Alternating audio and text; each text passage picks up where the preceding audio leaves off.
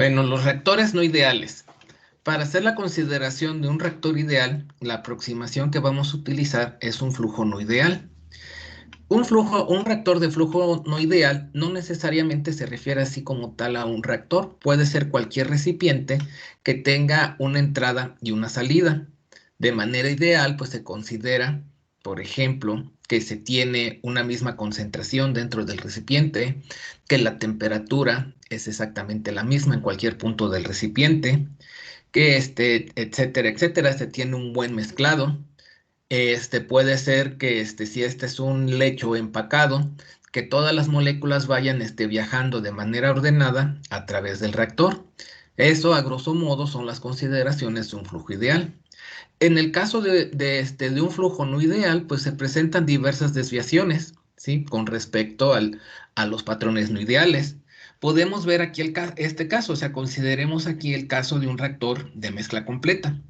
Si fuera un reactor de mezcla completa ideal, pues el tiempo de residencia de las moléculas de los reactivos que pasan a través del reactor y que digamos no se transforma, pues sería exactamente el mismo para todos, ¿sí?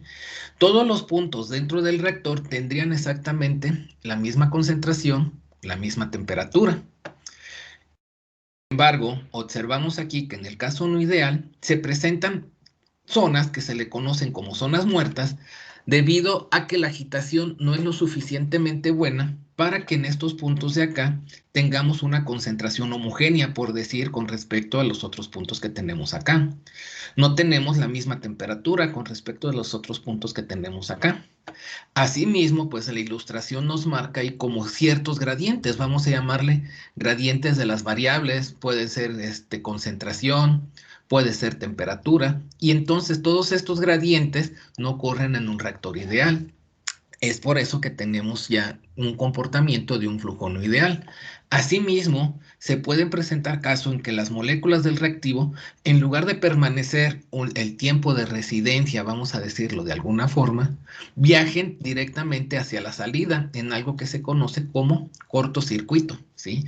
Entonces, un buen análisis experimental pues, nos permite determinar cada uno de estos comportamientos. Por otra parte, si consideramos un reactor de flujo pistón, que podríamos considerar que tiene esta, pues esta representación, pues observamos lo siguiente, o sea, si tuviéramos un flujo ideal, las moléculas de los reactivos que se van transformando a través del reactor en productos, pues irían viajando de manera ordenada. ¿Sí? Podemos considerar como si esto fuera un desfile militar en el cual las moléculas de los reactivos pues son los soldados. Nosotros observamos cómo ellos viajan al mismo paso, a la misma velocidad y con el mismo ritmo a través de las calles por donde están desfilando. Eso sería un flujo ideal. Sin embargo, pues en la realidad pues no ocurre así. Vamos a tener un flujo no ideal que se presentan diversas cuestiones. Por ejemplo, se puede existir una canalización en el cual los reactivos viajan de manera directa a través de reactivos y productos, a través del empaque del reactor. Puede ser en la parte interna o bien esto generalmente se presenta en las paredes del reactor. Pudieran presentarse zonas muertas en las cuales de alguna manera las moléculas de reactivos y productos se quedan estancados. ¿Sí?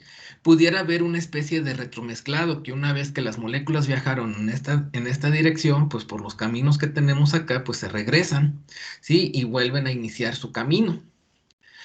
Estas cosas, pues de alguna forma, cuando se ven fenómenos de transferencia de masa, pues se le conoce ahí como tortuosidad. Asimismo, o sea, es una especie de tortuosidad. ¿Qué tan recto es el camino, por ejemplo? ¿Sí?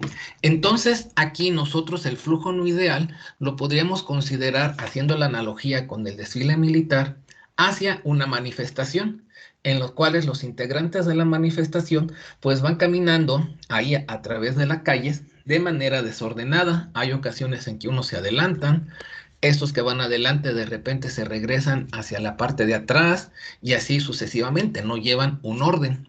Más o menos así podríamos hacer la analogía de un flujo no ideal a través de un reactor de flujo pistón. Esto pues tiene repercusiones ya al momento de que hablamos de reactores reales, reactores heterogéneos, pues podemos observar aquí pues los problemas que se pueden presentar en el funcionamiento del reactor. Por ejemplo, si aquí tenemos un reactor, del lecho empacado, las moléculas de los reactivos, pues pueden que no estén el tiempo un tiempo de contacto suficiente con este catalizador para que se transformen correctamente. Esto pues puede deberse a diversas cuestiones, a un flujo no adecuado, una velocidad de flujo no adecuado de los reactivos, a un mal empaque que tendríamos del catalizador. O sea, por ejemplo, al comparar esto con esto otro de acá. Tenemos otros tipos de reactores, por ejemplo, en el cual, pues bueno, aquí es un reactor, podemos considerarlo como si fuera una especie de suspensión, no exactamente como tal, pero bueno, haciendo esa analogía.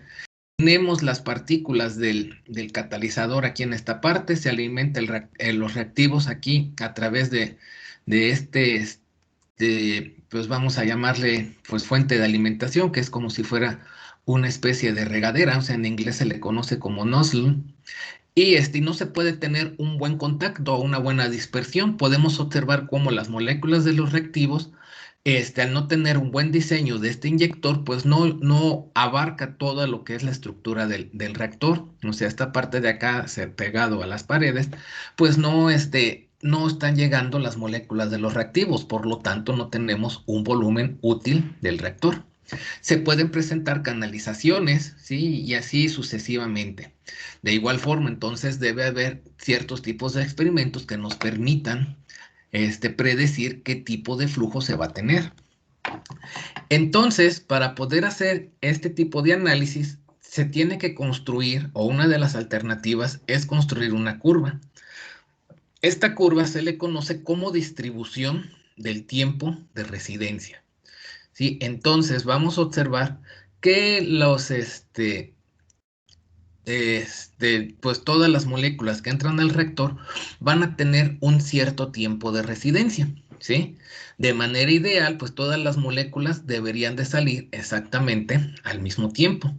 Si hacemos esta analogía, por ejemplo, con los estudiantes de ingeniería química de aquí de la facultad, se supone que el tiempo ideal de residencia de ustedes es de 9 semestres.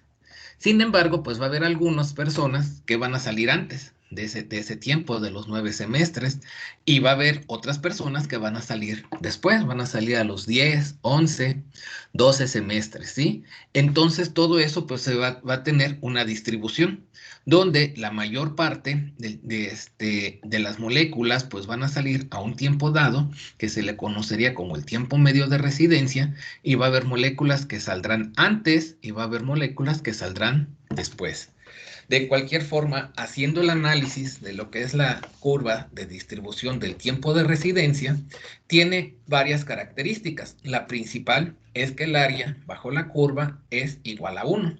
Entonces, si nosotros vamos determinando el área bajo la curva, vamos de alguna forma determinando el porcentaje si hacemos la analogía el flujo de un reactor a través de un recipiente, el porcentaje de moléculas que han ido abandonando el recipiente, ¿sí? Hasta llegar a un tiempo infinito, por ejemplo, acá donde el área sería igual a 1 y entonces podríamos decir que todas las moléculas han abandonado el recipiente. Esta curva, pues bueno, de manera ideal, pues bueno, no debería ser una curva como tal, sino tener ahí justo a un tiempo dado que todas las moléculas salgan al mismo tiempo. De manera no ideal, pues pero simple, esperaríamos que esto tuviera una forma de una campana de Gauss simétrica, y que también en raras ocasiones se presenta. Y y de otra manera, vamos a decir todavía simple, es que nada más se presentara un solo pico, como vemos aquí, aunque no fuera simétrico. En la realidad se pudieran observar más de un pico, dos picos, tres picos, lo cual nos indicaría pues diversos factores. Uno de ellos pues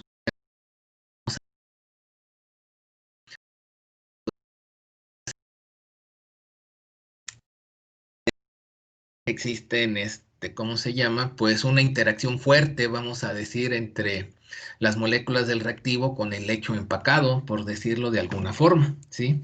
Ya esto ya es un análisis más fino del comportamiento o del patrón de flujo a partir de la curva del tiempo de residencia. Entonces, con esto, por ejemplo, pues de igual forma yo puedo determinar entre un tiempo 1 y un tiempo 2 el porcentaje de moléculas que han permanecido dentro del reactor, dentro de ese tiempo. Y esto pues me puede ayudar de alguna forma pues para determinar conversiones, como veremos más adelante, o la aproximación que se hace para eso. Entonces, existen dos tipos de experimentos para determinar la distribución del tiempo de residencia. Uno de ellos es el experimento en impulso. ¿En qué consiste el experimento en impulso? Vamos a considerar que ya tenemos ahí nuestro sistema, nuestro recipiente, donde se le está alimentando un cierto, pues un fluido, ¿sí? Un fluido que es inerte, ¿sí? O sea, no está reaccionando y no va a reaccionar dentro del reactor o del recipiente. Ya se está alimentando, se ha alcanzado un estado estacionario, donde pues el flujo de entrada es igual al flujo de salida, no existen perturbaciones. Si es un recipiente agitado, pues ya la agitación ya es constante, ya se tiene pues relativamente lo más homogéneo que se puede tener el recipiente con la agitación. Y en ese momento, justo a la entrada del reactor o del recipiente, se inyecta una cantidad conocida de un compuesto que le vamos a llamar un compuesto trazador o un compuesto rastreador, ¿sí? Entonces se van a ingresar M unidades del rastreador. Esto puede estar dado en kilogramos, puede estar dado en moles o puede estar dado en cualquier tipo de unidades arbitrarias que nosotros seamos capaces de medir, ¿sí? Se inyecta esta cantidad conocida y entonces a la salida se empieza a monitorear cuál es la concentración de este rastreador. Este rastreador debe de tener ciertas condiciones particulares. Las principales es de que pues debe de ser totalmente inerte con respecto al material del cual está compuesto el recipiente, ya sea las paredes, si consideramos el reactor, las paredes del reactor, la superficie del catalizador, etcétera, etcétera. O sea, debe ser inerte y asimismo debe ser fácilmente medible a la salida del recipiente. Por ejemplo, un caso característico puede ser que yo esté alimentando agua a mi recipiente ahí con un flujo conocido y ya está todo en estado estacionario, muy bien. Y justo a la entrada del reactor agrego una cantidad conocida o no exacta, no necesariamente conocida, pero de preferencia conocida, de una solución salina. Y entonces, a la salida del recipiente, después de que yo he inyectado la solución salina, comienzo a medir la conductividad de la solución que está saliendo del recipiente. Obviamente, al haber agregado una solución salina, pues la conductividad del fluido se va a incrementar considerablemente. Entonces, pues se va a observar este tipo de patrón que vemos aquí. Al principio, se incrementaría la conductividad del fluido. Al principio se va a incrementar la concentración del trazador y se va a presentar este tipo de comportamiento, ¿sí? Esto es en la realidad. De manera ideal, pues nosotros tendríamos esto que se le conoce como una función impulso. Matemáticamente, pues decimos que es una función delta de Dirac. No es nuestro interés ahorita hablar de eso, simple y sencillamente pues ver que todas las moléculas saldrían al mismo tiempo, de manera ideal en un reactor, vamos a llamarle de flujo pistón ideal, ¿sí? En la realidad va a ocurrir esto que tenemos aquí. Entonces, para poder transformar los datos experimentales que tenemos del experimento en impulso a la curva de distribución del tiempo de residencia, es necesario determinar el área bajo la curva. Y existen diversos métodos numéricos para determinar áreas bajo la curva.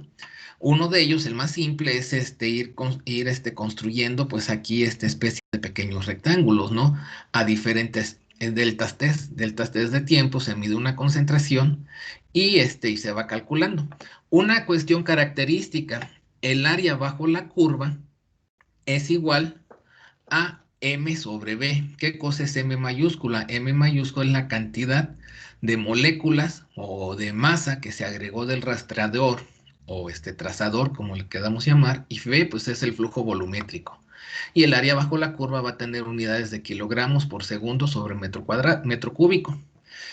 El tiempo medio de residencia, que de alguna forma pues es similar al tiempo de residencia que nosotros conocemos de los reactores ideales, se calcularía pues de la siguiente forma. Matemáticamente sería igual a la integral desde 0 a infinito del tiempo por la concentración en dt entre 0 a infinito la concentración en dt. O sea, este es el área bajo la curva y aquí estaría yo multiplicando el tiempo. Matemáticamente me quedaría expresado de esta forma y nosotros sabemos que el tiempo de residencia, que previamente lo habríamos denominado como tau para el reactor ideal, es el volumen entre el flujo volumétrico. Aquí cambia y decimos tiempo medio de residencia, porque estamos hablando ya de un recipiente real. Entonces, pues nosotros vamos a tener esto, ¿sí? Y de manera original, por decir algo, los datos experimentales estarían dados de esta forma. Tiempo contra la concentración que le vamos a denominar concentración impulso. Al dividir estas, pues vamos a decir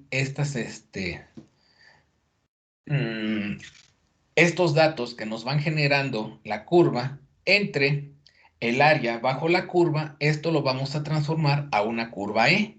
¿Sí? Donde, si ustedes observan, se tiene exactamente el mismo comportamiento, el mismo patrón en la gráfica, con la diferencia de que aquí en la curva E, el área bajo la curva es igual a 1 por las características descritas previamente. El otro tipo de experimento que se utiliza para determinar la distribución del flujo es el experimento en escalón. En este caso, volvemos a la parte en la cual tenemos ya nuestro flujo estable de un fluido inerte, ahí que ya está pasando a través de nuestro recipiente, ¿sí? Ya se han logrado condiciones de estabilidad. Y entonces, a un tiempo cero, se comienza a suministrar un flujo constante de una solución que contiene a nuestra molécula rastreadora o trazadora. Entonces, aquí, a diferencia del experimento en impulso, aquí ya se tiene una alimentación constante de la solución del trazador, ¿sí? De manera ideal, al viajar a través del reactor, pues se presentaría este escalón. O sea, primero no tenemos nada de la molécula del trazador y justo a un tiempo dado, al tiempo de residencia, se comenzaría a salir las moléculas del rastreador a una, vamos a llamarle velocidad constante, observándose una especie de escalón como si fuera una escalera. Esto sucedería de manera ideal. En la realidad, pues no va a suceder así. En la realidad se va a presentar una curva de forma sigmoidal, como podemos observar en la gráfica. Ahora va a ser necesario transformar estos datos que tenemos de la curva, vamos a llamarle C escalón, a transformarla hacia una curva del tiempo de residencia. ¿Cómo se hace esto? Primero se construye lo que es una curva F. La curva F, a diferencia de la curva de C escalón, pues vamos a tener aquí, podemos observar que tenemos tiempo contra concentración del rastreador y vamos a obtener un dato, una concentración máxima, ¿sí? Que es donde ya la concentración del rastreador permanece constante, ¿sí? Puede ser cualquier número. 1000, 2000, 0.1, 1 por 10 a la menos 50, 3.14, 2.18, etcétera, etcétera. Puede ser cualquier valor esta concentración máxima. Para transformar esta curva C escalón a la curva F, los datos que tenemos experimentales hay que dividirlos entre la concentración máxima, de tal forma que la curva F tiene la característica de que el punto máximo de concentración del trazador va a ser igual a 1. Si tenemos tiempo contra concentración igual a 1. Y ahora, para transformar la curva F hacia la curva E, que es la curva del tiempo de residencia, simple y sencillamente hay que derivar. Hay que derivar de manera analítica, de manera numérica, Pues la curva F, simple y sencillamente, pues derivamos y obtenemos lo que es la curva E. Y ya con la curva E, pues ya hemos hablado acerca de las características que tiene dicha curva. Ahora, haciendo un análisis de los reactores, vamos a decir un reactor de flujo pistón, un reactor de mezcla completa tipo tanque agitado, y vamos a decir ahora de un reactor real, que tiene un flujo arbitrario, que por eso está representado de esta manera. Observamos lo siguiente. En este primer caso, estaríamos considerando que tenemos un experimento en escalón. En un experimento en escalón de manera ideal, en un reactor de flujo pistón, pues observaríamos esto, un escalón, ¿verdad? O sea, al principio no hay nada de la molécula de trazador para un tiempo igual al tiempo de residencia, al tiempo medio de residencia, pues comienzan a salir las moléculas del rastreador a una concentración constante. Y como es la curva F, pues bueno, aquí ya va a ser igual a 1, ¿verdad? Ya dividimos los datos experimentales entre la concentración máxima. Por otro lado, si este experimento se llevara a cabo en un reactor ideal de mezcla completa, tipo tanque agitado, el comportamiento que se observa sería este. ¿Sí? O sea, se iría incrementando gradualmente la concentración del trazador hasta llegar a este, a una concentración máxima que, como es la curva F, pues sería igual a 1. En la realidad, para un reactor real, el comportamiento que se observa pues sería más o menos de esta forma. Puede ser una curva sigmoidal como se describió previamente, o bien una curva de esta manera, donde aquí, por ejemplo, observamos 3 hombros y característicamente, o sea, al hacer el análisis de señales, cada uno de estos hombros me representa un pico y cada uno de estos hombros pues me estaría representando diversos tipos de flujos dentro del reactor, ¿sí? De alguna manera, pues aquí lo identificamos. Cuando tenemos un experimento en función de impulso, un experimento de impulso en un reactor de flujo pistón, de manera ideal, a un tiempo medio de residencia saldrían todas las moléculas del rastreador, donde tendríamos esta función de impulso. Como les comentaba anteriormente, matemáticamente se le conoce como la función delta de Dirac. Esto pues tiende a infinito, donde tendría un área igual a 1, un ancho igual a 0. ¿Sí? Matemáticamente está definido por esa expresión. En el caso de un reactor ideal tipo tanque agitado de mezcla completa, el comportamiento que se observa es este que vemos aquí. Comenzaríamos con una concentración máxima que iría disminuyendo con el tiempo. Al cabo de un tiempo, para un tiempo infinito, el área bajo esta curva, como estamos hablando aquí ya de la curva E, pues sería igual a 1. Y en el caso de un reactor ya real, al hacer el experimento impulso, pues podemos observar este tipo de comportamiento. Ya sea que tengamos un solo pico, una sola campana, o como en este caso 3, con la característica de que el área bajo la curva es igual a 1. ¿Cómo pasar de la curva F a la curva E en cada uno de estos 3 casos? Simple y sencillamente obteniendo la derivada de la curva F con respecto al tiempo. Y se deberá observar de esta manera. Ahora, una vez que ya tenemos perfectamente identificado lo que es el tiempo de residencia, es posible hacer el cálculo de la conversión que se alcanza dentro de un reactor. Para eso, vamos a considerar que tenemos ahí muchos reactores intermitentes, un número infinito de reactores intermitentes, donde el tiempo de reacción es exactamente igual al tiempo de residencia de cada una de estas unidades de reacción. De tal manera que entonces la concentración que tenemos, bueno, la fracción de concentración que tenemos a la salida, o sea, la concentración A entre la concentración inicial, para un elemento, o bueno, va a ser la sumatoria de la concentración que se tendría después de un tiempo dado en un reactor intermitente, dividido entre sí a 0. En función de la conversión, pues lo podemos expresar de esta forma. O sea, la conversión media o conversión promedio que se obtiene dentro de un reactor sería igual a la integral de 0 a infinito de la conversión que se alcanzaría en cada uno de los reactores miles de reactores que tenemos dentro del reactor, multiplicado por su tiempo de residencia, o sea, la curva E, por decirlo de alguna forma.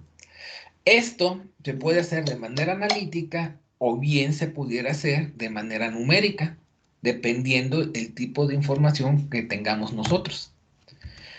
Ahora, ¿cuál es pues digamos, la concentración en cada uno de los elementos que se tendrían?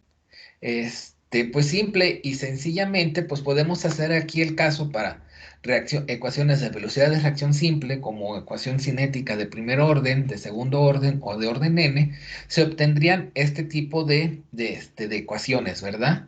Aquí sería CA entre CA0 del elemento, pues es igual a la exponencial de menos K por T.